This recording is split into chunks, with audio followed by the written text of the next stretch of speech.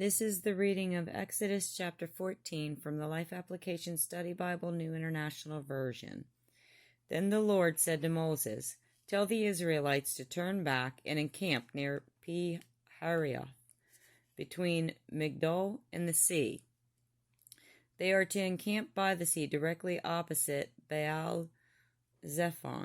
Pharaoh will think the Israelites are wandering around the land in confusion, hemmed in by the desert, and I will harden Pharaoh's heart, and he will pursue them. But I will gain glory for myself through Pharaoh and all his army, and the Egyptians will know that I am Lord." So the Israelites did this. When the king of Egypt was told that the people had fled, Pharaoh and his officials changed their mind about them and said, "What have we done? We have let the Israelites go and have lost their services." So he had his chariot made ready and took his army with him. He took 600 of the best chariots along with all the other chariots of Egypt with officers all over them. The Lord hardened the heart of Pharaoh, king of Egypt, so that he pursued the Israelites who were marching out boldly. The Egyptians, all Pharaoh's horses and chariots, horsemen and troops, pursued the Israelites and overtook them as they encamped by the sea near Pi-hahiroth, opposite Baal-zephon. As Pharaoh approached, the Israelites looked up, and there were the Egyptians marching after them.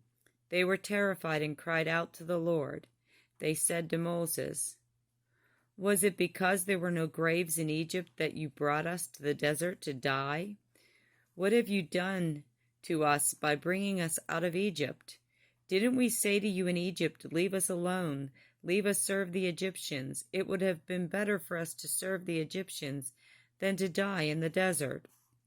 Moses answered the people, "Do not be afraid, stand firm, and you will see the deliverance the Lord will bring you today. The Egyptians you see today, you will never see again. The Lord will fight for you. You need only to be still." Then the Lord said to Moses, "Why are you crying out to me? Tell the Israelites to move on. Raise your staff and stretch out your hand over the sea to divide the water so that the Israelites can go through the sea on dry ground. I will harden the hearts of the Egyptians so that they will go in after them. And I will gain glory through Pharaoh and all his army, through his chariots and his horsemen. The Egyptians will know that I am the Lord when I gain glory through Pharaoh, his chariots, and his horsemen." Then the angel of God, who had been traveling in front of Israel's army, withdrew and went behind them. The pillar of cloud also moved from in front and stood behind them, coming between the armies of Egypt and Israel. Throughout the night, the cloud brought darkness to the one side and light to the other side, so neither went near the other all night long. Then Moses stretched out his hand over the sea, and all that night the Lord drove the sea back with a strong east wind and turned it into dry land. The waters were divided, and the Israelites went through the sea on dry ground, with a wall of water on their right and on their left. The Egyptians pursued them, and all Pharaoh's horses and chariots and horsemen followed them into the sea. During the last watch of the night, the Lord looked down from the pillar of fire and cloud at the Egyptian army and threw it into confusion. He jammed the wheels of their chariots so that they had difficulty driving, and the Egyptians said, "Let's get away from the Israelites. The Lord is fighting for them against Egypt." Then the Lord said to Moses, "Stretch out your hand over the sea, so that the waters may flow back over the Egyptians and their chariots and horsemen." Moses stretched out his hand over the sea, and at daybreak the sea went back to its place. The Egyptians were fleeing toward it, and the Lord swept them into the sea.